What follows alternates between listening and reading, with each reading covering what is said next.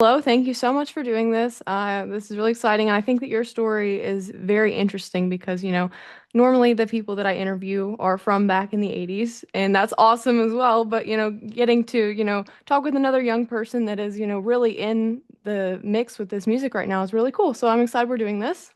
Yeah, thanks for having me. Of course. So let's just start out. How did you get into this kind of music? Back then I grew up in a pretty musical family.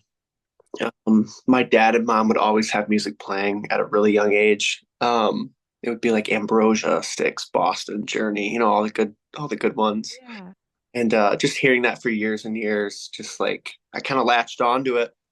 And it's honestly it's the best music ever to come out.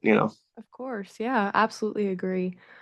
So you started out kind of with this more 70s. See, that's the same with me. I originally really loved 70s music, and then later on I discovered the 80s and found out that was probably my real love for the music. But yeah, so how did you get into like the more hair metal type stuff? So my mom had first introduced me to a band called Dokken, and she's like, "Hey, you got to check out, the ballad "Alone Again" by them." So I went on YouTube and hit play, and I'm like, "Oh my God, what is this?" And that's what sealed it. It's that. Absolutely. Yeah. Yeah, definitely hearing, George Lynch and Don Dokken for the first time is a very exciting experience. They're amazing. Absolutely love them. Yeah, Um, so what about the singing thing? Have you always known you loved to sing, or did you just find out later in life? yeah. I started out on drums, and then I kind of went to guitar a little bit, and then I sang. I used to sing like Michael Jackson and when I was younger. But I didn't take singing seriously until I was maybe 2 or 3 years after high school. Um, and when I could hear that, that I could sing, I'm like, oh shoot, let's keep doing this and see where this goes. So I fired up a TikTok page, and that's how that whole thing started. That's really cool. So did you, when you found out you could sing, did you know that's what you wanted to do with your life, or you just kind of wanted to do it on the side? You just, yeah. Wanted what I wanted to do. Yeah. Yeah. What are some of the biggest influences on singing, or just music in general? Who are your big people? I'd have to say Joe Lynn Turner, maybe Rainbow Era, Steve Perry for sure. Um, Don Dokken for sure. That's about it. It's just a small group. Yeah. Have you met any of those guys before? Got to meet your heroes? I wish, but I haven't. Ah, yeah. Don, I wish that he was still out doing a little bit more, but his voice I don't think has held up the best in these last years, and he's not really doing a lot. Actually, I take that back. I did meet Don in El Paso, Texas when we were open, Okay. and he's a great guy. He's so nice. I've heard that. I've heard he's a nice guy. Yeah. What is your favorite album of all time? Oh shoot, that's a good one. Um, mm, all time. I'd have to say front to back. Once Bitten, 1987, Great White. Okay. That's one you don't hear from people a lot. They usually hit you with like a big Journey album or a Bon Jovi, but yeah, that's a great answer. Yeah. Yeah, definitely. So moving into a little bit more recently, how did this whole Firehouse thing come about? So at the time, I was living in Nashville. I had lived there for 8 months, and I had just gotten off of um, American Idol. Um, and I remember I was sitting, I was on and off with Jack. I would guest sing with Jack Russell. I'd come out and sing Save Your Love with him on stage. And, just out of the blue, I was sitting in my apartment, and Robbie Lochner, Jack's guitarist, called me. He's like, "Hey, man, um, this is, CJ's out right now. This is what's going on. They need somebody to fill in for the band." And he's like, "Would you be interested?" I said, "Heck yeah," you know. And uh, the next day, Bill Leverty called me. And he's like, "Hey man, what's going on? We've got this gig coming up in Connecticut. Would you be able to, could you help us out? And I said, absolutely. So um, I had to learn 14 songs in about 2 weeks, front to back. Wow. So I was pretty slick. I kind of thrown right into the fire um, with the first show. I mean, we did a theater show for the very first show. I was like, you know, crazy. Yeah, yeah. Wow, that must have been overwhelming but very exciting at the same time. So you Yeah. were doing some shows prior to this with Great White? Jack Russell's Great White. Yeah. Okay, yes. How did that happen? How do you meet them? So during my TikTok stuff, I'd post covers, like Save Your Love and Rock Me and House of Broken Love. And believe it or not, Arm Entertainment, who's our agent for all those bands, all the big bands, um, somebody at Arm, I think it was Tracy Lee, she had she had stumbled across one of my videos and sent it to Jack. Said, "Hey man, you got to check this kid out." And Jack was super impressed, and there had just um, been a chance where he would play at a place called Jurgles Rhythm Grill in Pennsylvania, and I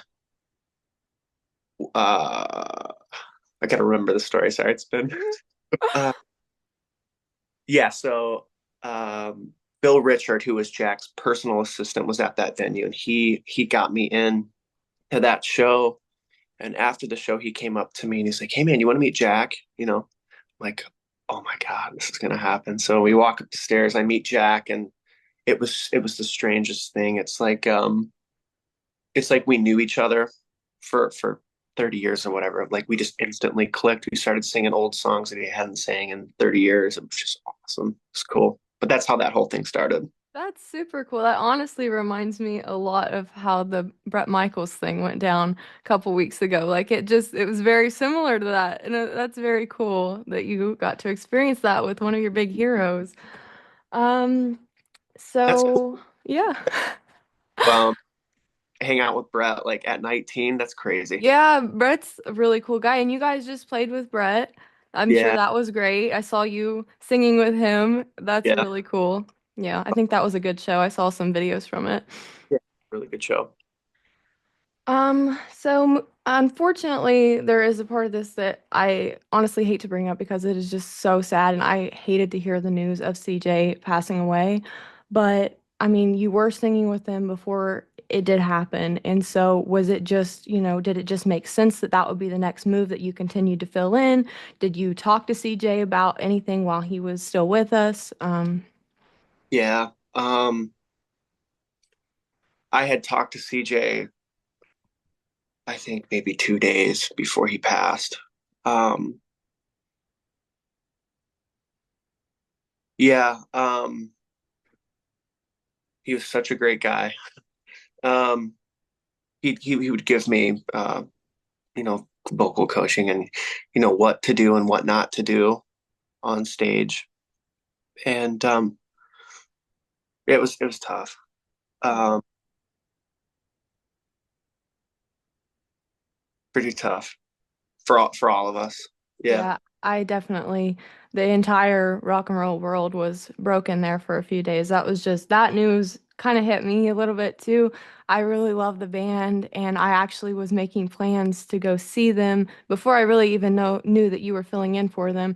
And I missed an opportunity to go see them, and I was kind of just kicking myself. And I hate that. I hate that us as young people, we have to grow up in an era where it is just fading away unfortunately too quickly, and it just hurts. It hits home a little bit when you love something so much and it is just being taken away from you, and we're having to grow up with it all just leaving. Yeah, it's tough. Um, and for me, like currently, it's about keeping the music alive, keeping his legacy alive, and we do a great tribute to him on a song called "Home Is Where the Heart Is," and it's we try to keep that legacy alive. I think that's Yeah, the best attitude to have about it, and it is really nice that you guys definitely still pay tribute and don't forget. I just saw Sammy Hagar, Van Halen, this summer, and it was a little bit upsetting to go to that, and Eddie Van Halen wasn't mentioned once in the concert. It was never brought up, and I've heard the same thing from other people. So I that means a lot that you guys are still, doing your part because I think when we do lose a member of this community, it is our part to, keep it going and remember them. So that is really wonderful to hear. Yeah. And it sucks too because we just lost Jack. Like, Yes, that as well. who's next? Stop. I Stop. know, I know. It is just those two right in a row. That was just awful. And yeah, again, it's just hard to watch. And yeah, Tough, definitely. a tough year. Yeah. So talking about touring a little bit, because you're definitely, well, right now you're on a break, right? Yeah. But you have been like touring a lot. So what's your favorite part of touring? Oh shoot. Touring is pretty exhausting. It's you catch a flight, you go to the hotel, you wake up, you go to sound check, you go back to the hotel, go back to the venue, do the show, go back to the hotel, wake up at 2 or 3 a.m. to catch a flight. And I mean, it's a lot back and forth. But I'd have to say my favorite, oh boy, I think it's just being around the guys. And, they're just like us, but they look older, right? They Yeah, yeah. personality and it's, oh my God, it's fun. I would have to say being with them and just socializing and just, being in each other's company is probably the best. It's fun. Yeah. Yeah. They seem like a really great group of guys. I really love Bill. I mean, he's incredible. I've spoken to him a little bit on Instagram and he's this cool guy. Super down to earth. Yeah. Yeah. What is your favorite show you've played, if it's a venue or, maybe with a special guest or just in general? I have to say, it was last December. I was opening up for Brett Michaels at Mohegan Sun Arena in Uncasville, Connecticut. Yeah, that was a fun one. Yeah, nice. What are some other, have you been able to play with other bands or, what is your favorite like opener or you've opened for? What are some other guys that you've been able to play with? Um, the Warrant guys are really cool. Fun. Um, let's see, Lita Ford, she's really cool. The Nelson brothers, they're cool. Let's see, who else? Bullet Boys. Um, I think that's about who we've all toured with. Tesla, that was cool. That was at Beaver Dam, Kentucky. Um, I mean, they're all great people, Yeah. you know. Yeah.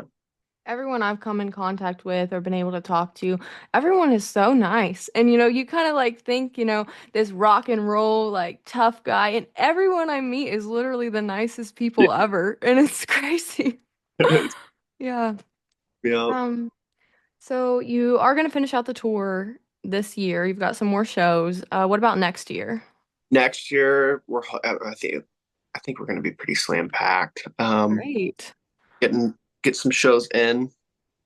Got a cruise coming up. It's the '80s cruise, and there's like let's see, I think there's Faster Pussycat Doc and Warren, and then there's all the '70s bands, like Christopher Cross and Sheila E, and that'll be cool.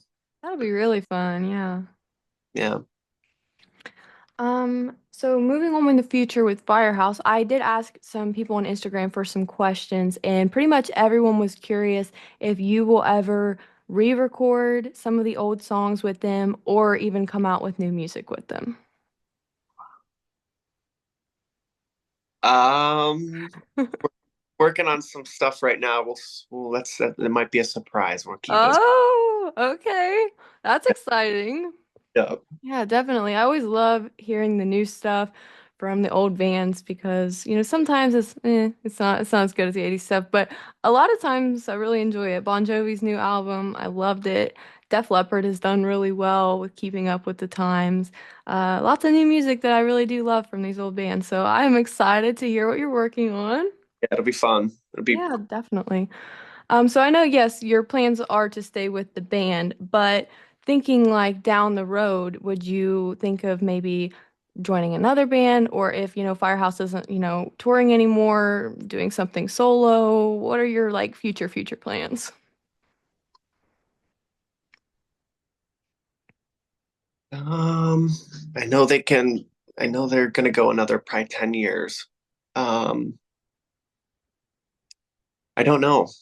I don't know where that road's gonna lead. I'd like to, if something does happen and Firehouse stops, maybe venture off into um a different band or a different, I don't know, just experiment, different genre of music. Definitely.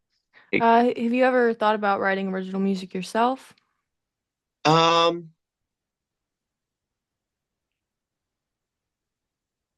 I've tried it. I'm not very good at it. It's quite the process It writing is. songs. But I'm gonna have to hone that skill and see what happens with that. Yeah, I definitely agree with that. A lot of people are always on me, like, where's the original stuff? When's the step up and you're going to do your own thing? But, there's a part of it that, no, I want to do what I'm doing right now because I'm paying tribute to what I love and I'm doing my part to keep it alive. And I'm sure you feel the same way. The next step isn't always, doing your own thing, having your own band. It might just be right where you are, getting to do that. And yeah, I think You're, that, people should really understand that a little bit more. you're 100 you're right on that because if you think about it, like these bands that play, like these smaller venues, like kids our age, they're putting out their original music first. It's like first you gotta get the following, do what you love, play Mhm. some cover, be Yeah. become get that following first, and then write a release a song. Hey, do you guys want to hear one of our original songs? And boom, if they like it, you've already got the audience there because they followed. Exactly. You know. Yes, I totally agree with that. That is pretty much all that I had to mention today. I think you're very inspiring, definitely for young people. Would you have some words of advice for someone younger, maybe loves this music or wants to get into the music industry? Oh, um, keep doing what you love. Don't ever stop it. Um, always make connections, shake hands, be super nice and humble, and doors will open, and you'll be on. I think that's wonderful. I think that's a really good piece of advice. Yeah, thank you so much for doing this. You have been wonderful to talk to. You're very nice. And I'm hoping to catch Firehouse show, but I'd love to catch you guys this year, but if not, definitely next year. Um, the show in July didn't work out. I think it was July or August. Unfortunately, I was so excited to see you guys, but Yeah, that was with Nelson, wasn't it? yeah, Right. yeah. Well, but um, if you do come to a show, I'll put you on the guest list, and you can meet Bill and Michael and Alan. Of Awesome. Thank you so much. Appreciate it. Yeah, I course, definitely like to get some content with you guys and maybe eventually, get some of the other guys on here. Maybe you all could, do an episode sometime. Maybe when the new stuff is coming out, what you're working on. sounds good. Yeah, I'm sure they would be really happy to do that. Yeah, great. Well, thank you so much for talking to me. I'm not sure when this is going to get put out. My upload schedule is really crazy right now, but I will get it out. Yeah, take your time. Yeah, all right. Well, thank you so much. Again, we'll do it again when, you can share some more about the new things, but I really appreciate it. Thank you so much. Thanks for having me. All right, I'll see you later. Bye.